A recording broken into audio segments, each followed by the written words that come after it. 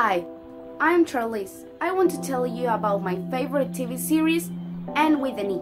This is a Canadian television series which you can find on Netflix, adapted from Lucy Maud Montgomery's 9108 children's classic work, Anne of Green Gables. It was created by Moreira Beckett for CBC and starred Amabel McNulty as the orphan Anne Shirley, Mariella Cadbury, Matthew Cadbury, Diana Barry, and Gilbert Blythe. The series addresses a variety of topics such as orphanhood, neglect of children's care, psychological traumas, social problems such as pressure, gender inequality.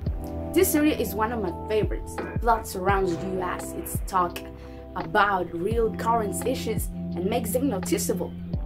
If you enjoy a series about the Biden area, girl power, drama, and stories that are basic on literal words, you must watch this series.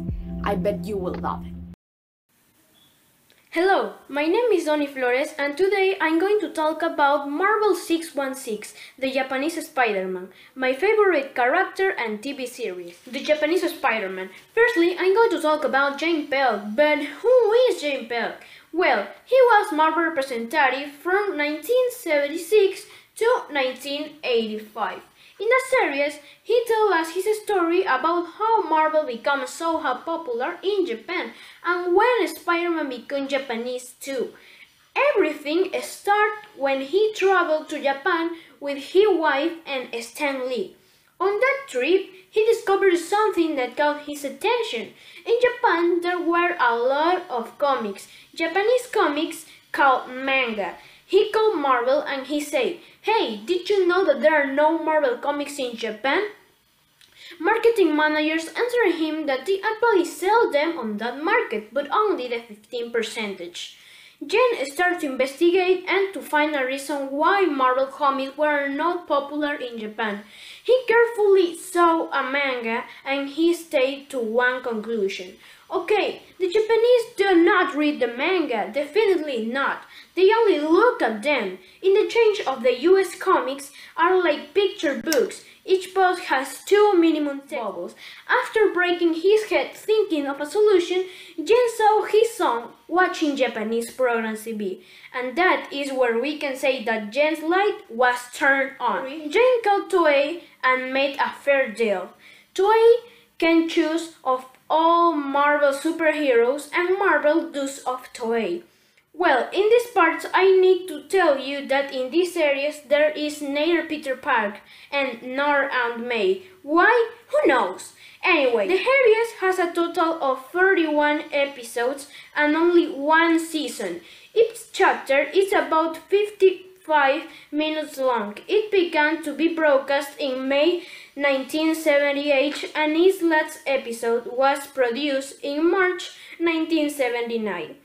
If you were a science fiction lover and enjoy Marvel comics, you must watch this series. I hope you enjoy in my report and remember, a great power entails a big responsibility. Goodbye.